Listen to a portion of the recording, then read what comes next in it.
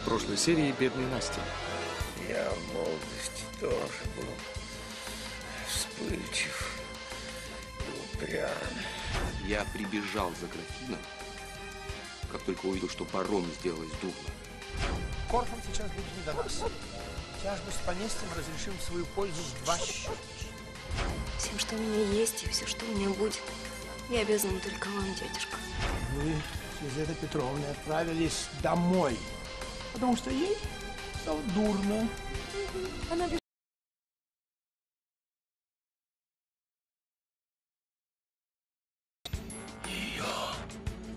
Володя. Нет. Нет.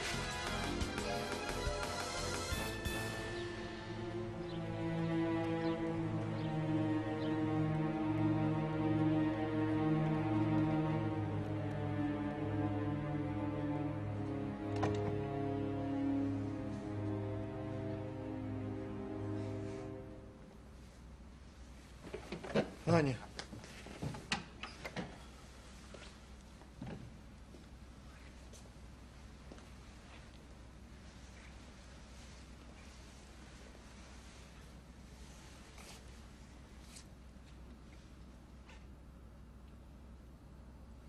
Он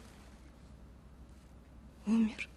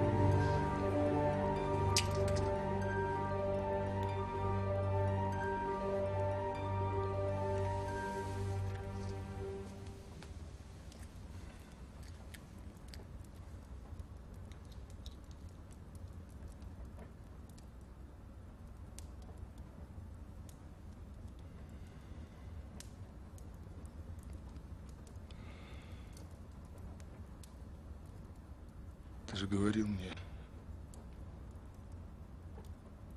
что она исчезла из нашей жизни. Ты же говорил, что забыл ее.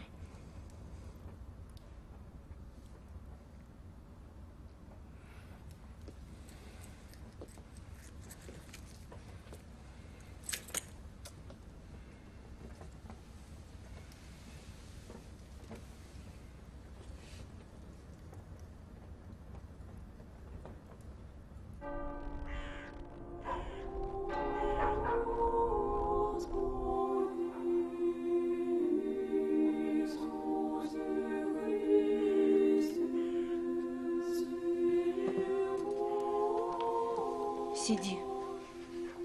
Бусы рассыпешь. Тогда вовсе нечем будет не коротать. Доброе утро, Ваше Величество. Утро и вправду доброе. Тоскливо у вас. От обедни до вечерни время течет медленно. Сестры позаботились о тебе? Я не жалуюсь, Ваше Величество. Не жалуешься. Спокойно тут. Не то, что во дворце. Суета, шум. Я бы и сама не прочь недельку в обители побыть. Впрочем, довольно тебе тут скучать. Поедешь домой в Варшаву. Там тебя ждет жених Ириня Ягинский. Собирай вещи. Как вам будет угодно, ваше величество. Что ты так смотришь? Ты уже попрощалась с цесаревичем, милая. А теперь забудь о нем. Так будет лучше для вас обоих.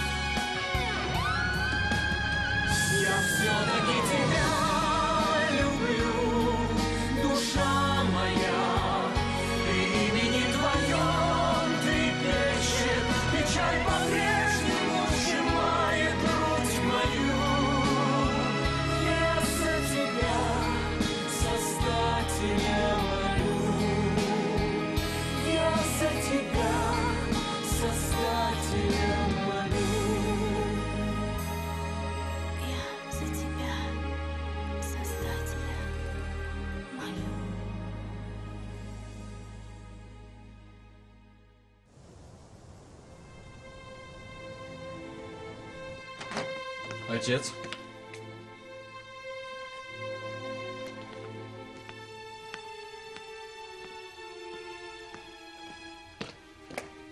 Отец. Александр, Я хотел... Разве у нас была назначена встреча? Нет. Тогда почему ты здесь? Я хотел поговорить с вами. Ники, вернись ко мне. Куда ты ушел? О чем же? Я просто хотел...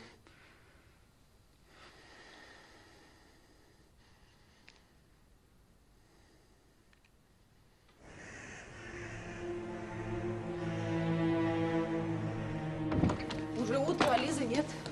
Господи, что могло случиться? Не волнуйтесь, Софья Петровна, ваш брат непременно найдет ее. Да и Андрея долго нет. Боже мой, за что нам это все? Может, барышне стало неловко, что она так сбежала. Убежала, а потом пожалела. Глупости. Лиза не стала бы ночевать в лесу из-за этого. Должно быть, случилось что-то ужасное. Доброе утро, барыня. Ничего доброго. Ну? Что, Лиза, объявилась? Нет, маменька. Куда подевалась эта дрянная девчонка? Ну что? Ты везде искал? Обошел всю округу, никаких следов. Надо собрать слуг, прочесать лес.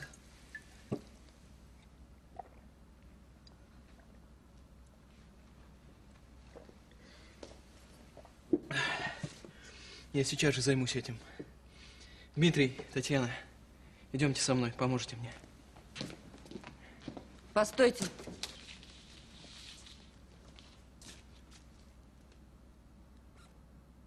Поисков не будет. Прошу прощения, я вернусь позже. Не спеши.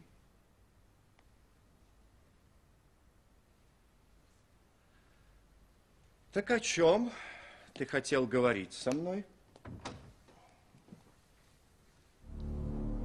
Отец, мне странно это видеть. Что именно? Вы заставили меня расстаться с Ольгой, а тем временем вы... Ну, договаривай. С любовницей?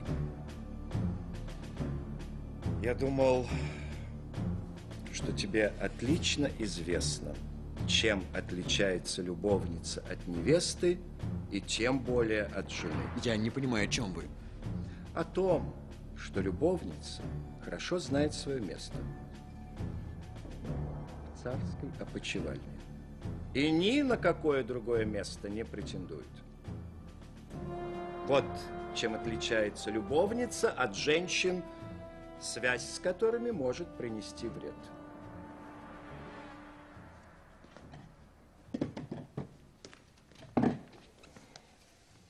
Мои отношения с Ольгой никому зла не приносили. А о ваших связях известно всему двору. И эти слухи больно ранят мамана. Разве это не вред? Меня не интересуют придворные сплетни. Судьба жены императора подчиняться воле супруга. И твоя мать прекрасно исполняет свои обязанности. Разве ей от этого легче? Она знает, что я никогда не смешивал семью и любовниц. Я никогда не забывал, что важнее. Отец, но это же грех. Вы любите маман, Это не грех. Это шалость. Сердце здесь не затронуто. Главная любовь в жизни императора — Россия. Только России. Он верен до последнего вздоха. И ты достаточно повзрослел, чтобы понимать это. Оля, куда положить драгоценности? Положи в шкатулку. Нет, ну зачем тут жандармы? Ты же не преступница, чтобы к тебе приставлять надзирателей. Мне уже все равно. Эй, молодцы, а ну пошли вон отсюда. Не велено. А что вам велено, глазеть, как дамы собираются?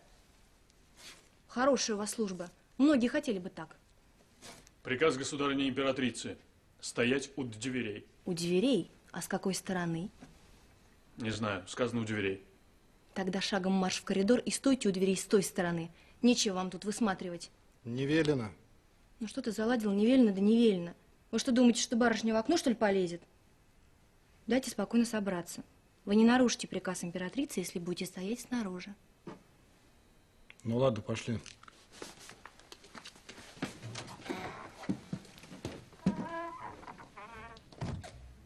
Спасибо, Наташа. Строга она к тебе. Государыня просто хочет, чтобы я побыстрее исчезла с глаз. А они должны меня доставить в Варшаву. У нее каменное сердце. Неужели она не понимает, каково это разлучиться с любимым человеком? Понимает. Потому и торопится. Потому и стражников к дверям приставила. Чтоб никаких задержек и случайностей. Оленька, мне жаль, что я ничего не могу для тебя сделать. Пожалуй, можешь. Он оставил меня. Оставил. Он оставил меня. Оставил.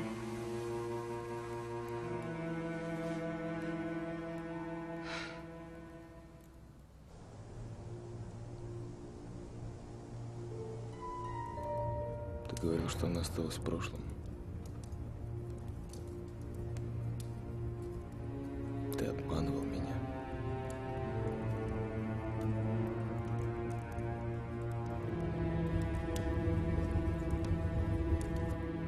Господи, что я делаю?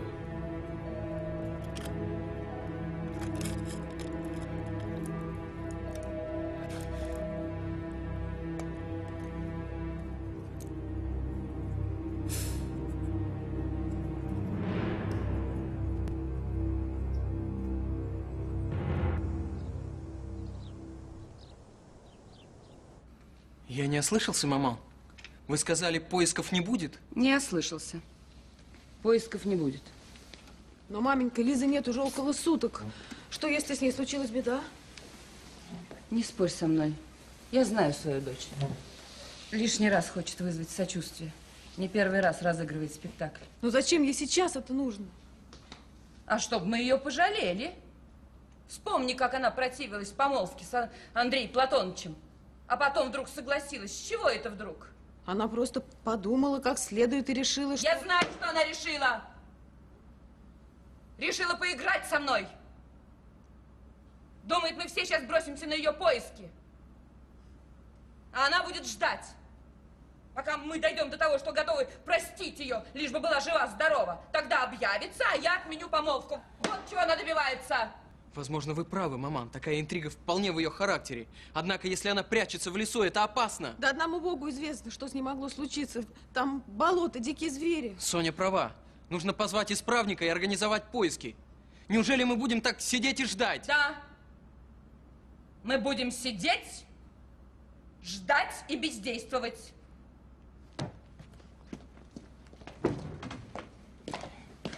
Неужели маменька вовсе не боится за Лизу? Лиза так противилась браку с Забалуевым, что маменька потеряла всякое терпение. Возможно, она права, и Лиза устроила все это, чтобы расстроить помолвку. Да даже если это так, ее нельзя бросать одну в лесу. Маменька несправедлива. Пусть сначала отыщет Лизу, а потом гневается. Я пойду, попытаюсь уговорить ее. Если Лиза не объявилась к рассвету, надо что-то делать. Попробуй поговори с маменькой. Доброе утро, Андрей Петрович. Я, собственно, хотел узнать, нашлась ли Елизавета Петровна. Я искал всю ночь, ее нигде нет. Исправнику сообщили? Нет. Маменька решила ничего не предпринимать. Она считает, что это не случайность, а побег. Побег. Вашей матушке мудрости житейской не занимать. Я, собственно, с ней согласен. Наверняка эта девчонка прячется сейчас где-нибудь, да посмеивается над нами. Вот, дескать,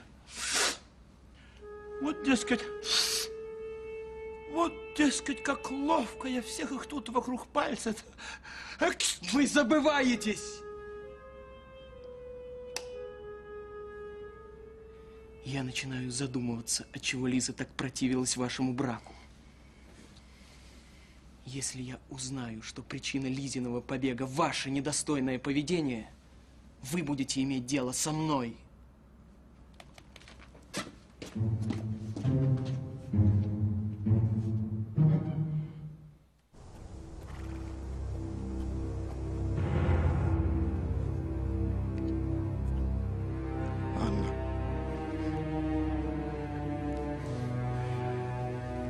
Я понимаю, это огромная потеря для вас. Нет, вы не понимаете. Вы просто не знаете, что это был за человек. Так расскажите мне. Он был добрым, щедрым, благородным. Он был учителем и отцом. Он вместе со мной радовался, горевал. Господи, как же мне все это вам объяснить? Книга. Это его любимая книга. Когда ему было грустно, он перечитывал ее. А вот это его любимая трубка. Я помню ее с детства. Возьмите, рассмотрите ее, почувствуйте ее тепло. Бренди. Иван Иванович так любил бренди. Он всегда перед обедом выпивал чуть-чуть, и никто не знал в нем толка, так как Иван Иванович. Стойте!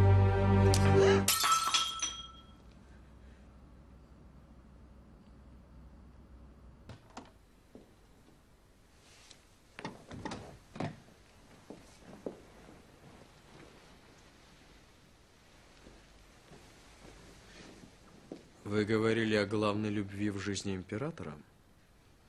Значит, есть еще любовь второстепенная к женщинам? Не следует смешивать истинные чувства и развлечения. У тебя может быть сколько угодно связей. Но ты ни на минуту не должен забывать, что это всего лишь развлечение. Без них жизнь становится пресной. Но если они начинают затрагивать твои чувства, их нужно отсекать без всякой жалости. Интересно, как можно отсечь любимого человека?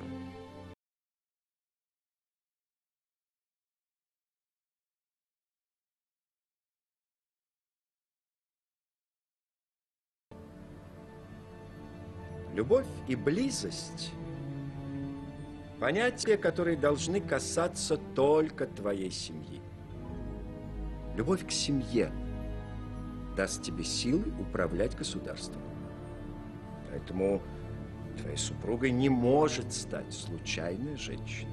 Ольга не случайная женщина. Запомни. Женщина, которая согласна на роль любовницы, никогда, ты слышишь, никогда не может стать женой. Кроме того, жениться на женщине не царской крови недопустимо для наследника престола. Но Петр Великий, отец, он женился на прачке. А ты вспомни. Ты вспомни смуты, которые последовали после его смерти. Он совершил много ошибок, включая эту женитьбу. И пролилась кровь. Запомни, Александр, за ошибки императора кровью расплачивается народ. Ты женишься на достойной женщине. Во главе Российской империи будет достойный государь.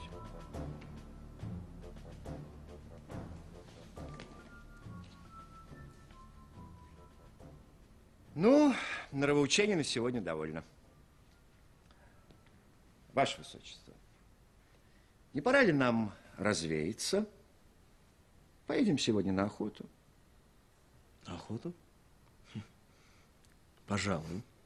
Вот и славно. Ну, иди, собирайся. Ваше Величество.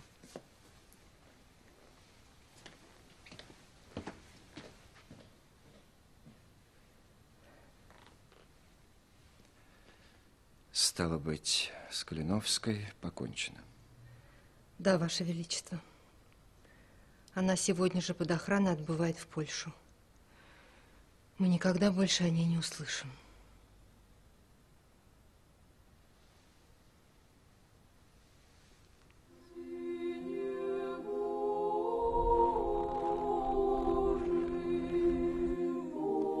Оленька, что я могу для тебя сделать? Я знаю, что государыня не позволит еще одной прощальной встречи. С наследником? Да. Она велела мне забыть его как можно скорее. Я повинуюсь ее воле. Я уезжаю в Польшу. Я выхожу замуж за Иринея. Да вот только сердцу даже императрица не может приказать. Я думаю об Александре каждый день, каждую минуту. И сердце сжимает страшная тоска. Наташенька, такая тоска. Но ты же видела, как он флиртует с новой фрейлиной. А мне все равно. Я могла бы последний раз обнять его. Я могла бы услышать его голос. Ну чем же теперь я могу помочь тебе? Наташенька, я не смогу спокойно жить, если не увижу его, не попрощаюсь с ним. Заклинаю тебя, лети в Зимний, отыщи его, сообщи ему, куда меня отправляют. Скажи ему, где я. Быть может, он найдет возможность приехать попрощаться.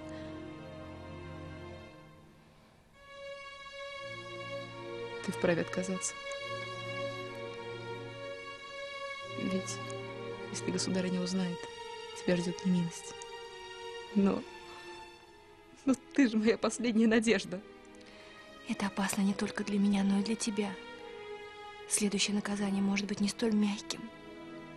Я готова на все. Ведь если бы тебя разлучали с любимым, не было бы для тебя самым важным попрощаться с ним в последний раз. Конечно. Но тебя увезут с минуты на минуту. Боюсь, я даже не успею добраться до Зимнего. Вот. Отдай его Александру. И скажу, что он может встретиться со мной по дороге. Скажи, что я умру, если он не приедет.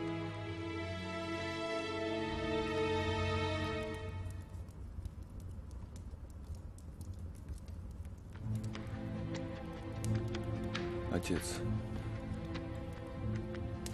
почему ты столько лет скрывал, что помнишь о ней? Почему мы так мало разговаривали с тобой?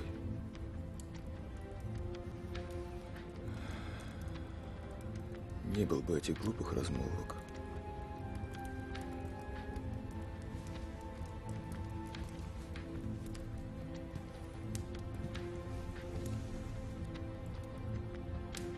Пытаюсь вспомнить что-то хорошее. А на ум приходят одни только бесконечные ссоры.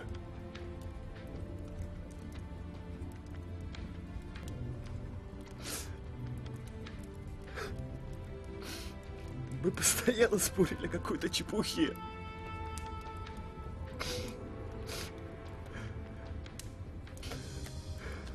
А ты, оказывается, думал о ней.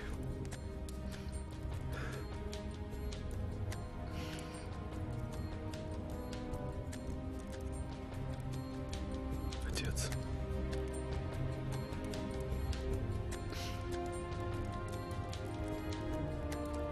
Я ведь почти не знал тебя.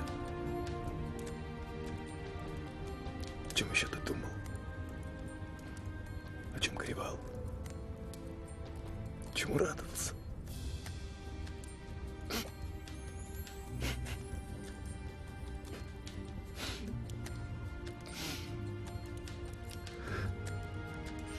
Мы так и не успели поговорить о главном.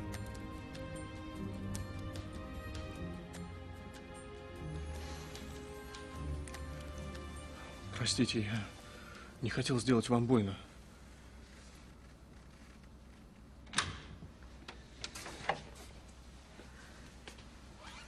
Я просто хотел пожелать спокойной ночи. Точнее, спокойного утра. Да, если хотите, я сам могу поговорить с отцом Павлом. Если Владимир захочет. Доктор, прежде чем вы уедете, мне бы хотелось, чтобы вы кое-что проверили.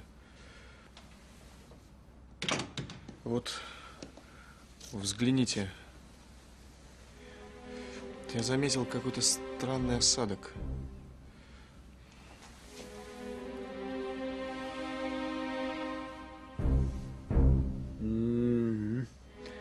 Явно это не свойственно для бренди. И странный запах. Я тоже вначале заметил запах, однако я не пью бренди и решил, что запах мне показался странным с непривычки. А когда Анна собиралась сделать глоток, я увидел осадок и выбил бокал из ее рук.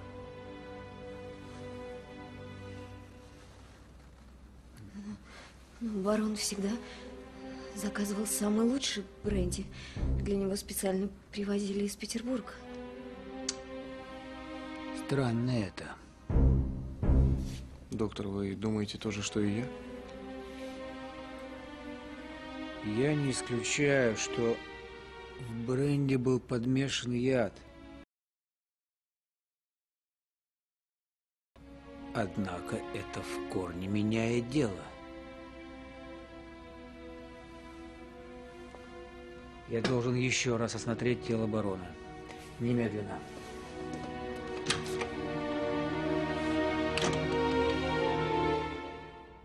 Маменька, почему вы не хотите послать на поиски? Мне страшно подумать, что может случиться с Лизой. Соня, никогда никому не позволяю управлять собой. Даже родной сестре. Мы не будем искать Лизу, именно потому, что она хочет, чтобы мы ее искали. Маменька, откуда вы знаете, что Лиза нарочно скрывается? А вдруг она попала в беду? Ну вот, когда она найдется, ты поймешь, что я была права.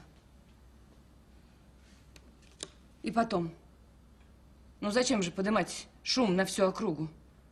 Лизавета найдется, а я не хочу, чтобы на меня тыкали пальцем, на княгиню Долгорукую, что, мол, меня обманула родная дочь. Никогда этого не будет. Вы боитесь молвы? Соня, все, что происходит у нас в семье, не должно выходить за порог нашего дома. Долгорукие не выносят ссор из избы. Маменька, но мне страшно за Лизу. И мне страшно. Поверь, очень страшно. Но другие должны думать, что нам все с тобой нипочем.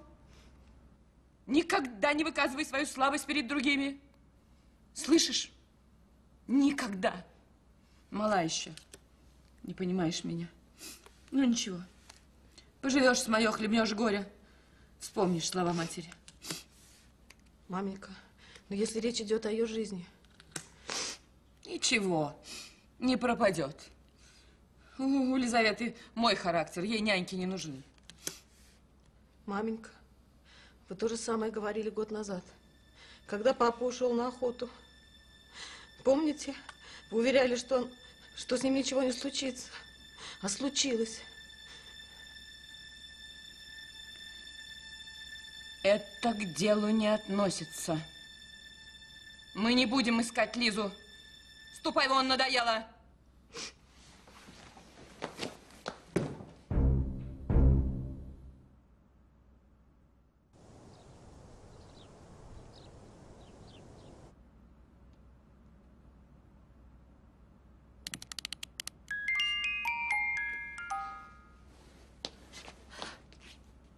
Я когда услышала музыку, я подумала, что... Ты подумала, что Лиза вернулась? Да? Она бывала часами, сидела и слушала эту шкатулку. Заводила ее так часто, что даже ключ сломался. Я вот сижу, гадаю, услышит ли она эту музыку снова когда-нибудь. Не думайте об этом. Я правда волнуюсь, Тань. Забалуев сказал, что ей очень плохо стало перед представлением. Почему она сразу не пошла домой и исчезла как-то вдруг? Это не похоже на нее. Не сметь меня трогать! Никогда!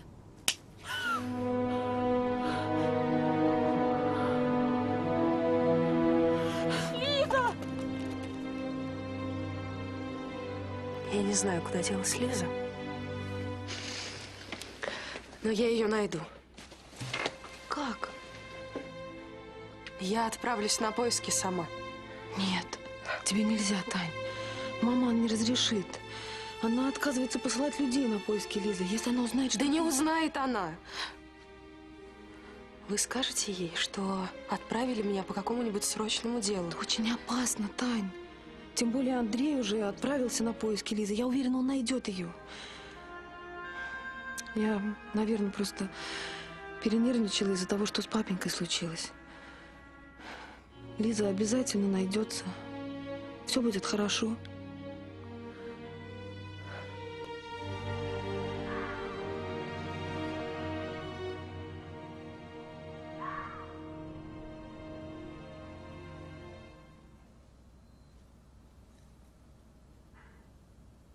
Оставил меня.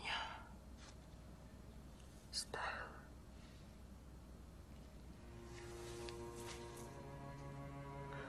Я змею видела. Это знак.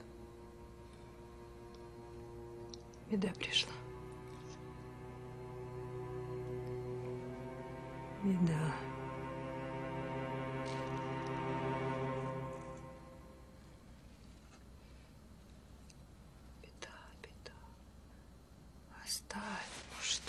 Что случилось, милая? Кто вас оставил? Лизонька, что с вами, милая? Какая у вас беда? Ничего. Сон приснился дурной. А много ли надо, чтобы расстроиться? А ты сядь, сядь. Рассказывай, что приключилось. Вон, платье порванное, лицо исцарапано. Долго по лесу бродила. Я заблудилась. Ходила. Если бы не набрела на вашу избушку, все пропало бы. То счастье. В наших лесах сгинуть можно.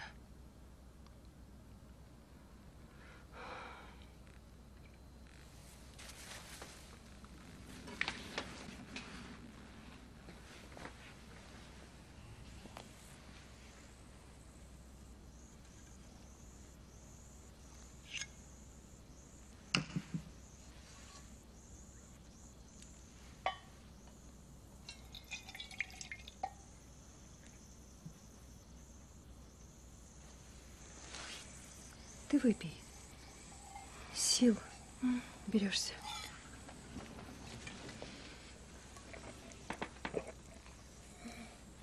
Какой странный вкус. Это рецепт старинный, целебный. Ну, рассказывай, что приключилось. Наш сосед барон Корф пригласил нас на спектакль, а я вдруг почувствовала себя неважно, решила домой вернуться и заблудилась в темноте. Ты мне правду рассказывай. Правду. Как на самом деле было.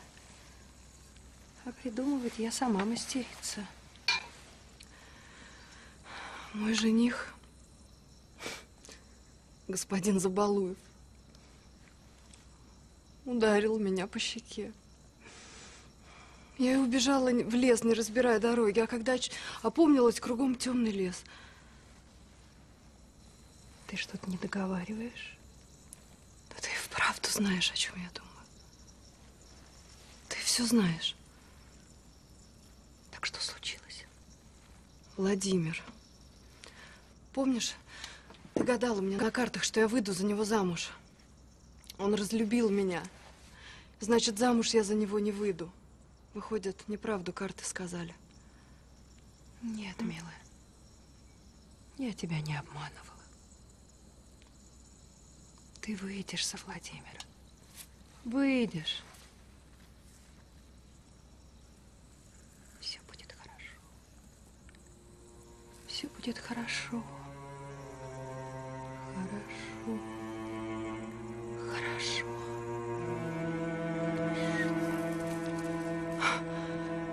Спасибо. Мне нужно идти, меня дома ждут. Вы покажете мне дорогу к дому? Никуда ты не пойдешь.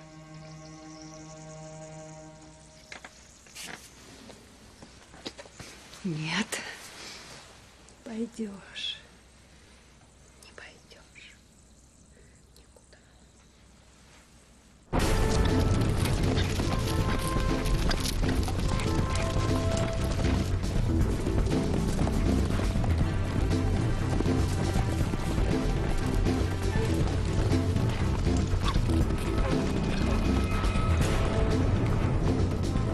Сейчас выгонят кабана.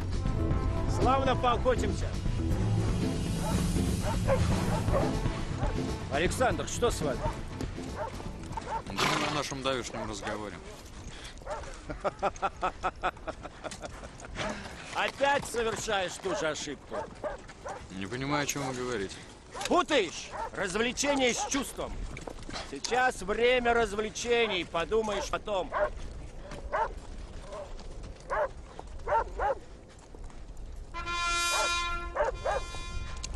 Сигнал. Пора заступать на позиции, а то зверя пропустит.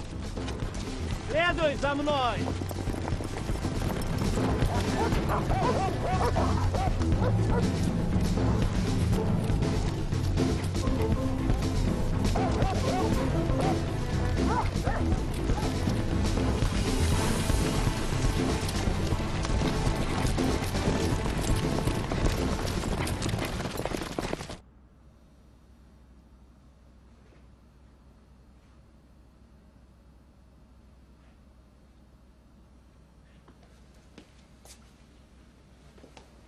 В чем дело, Миша? Зачем потребовалось повторное свидетельствование? Я пока не уверен, Володя.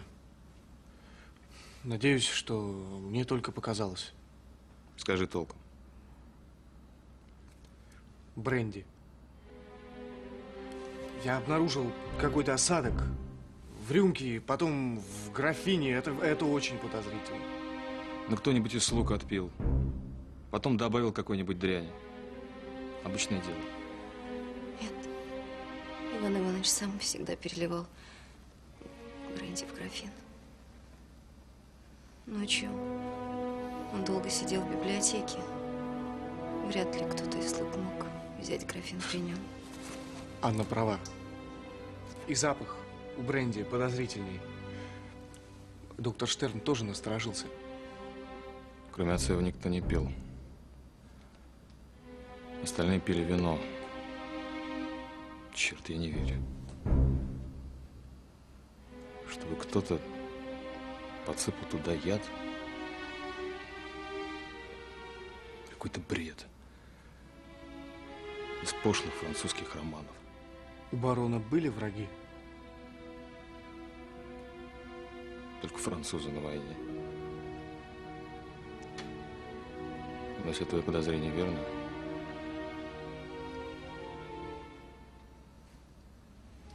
это не враги. Это убийца.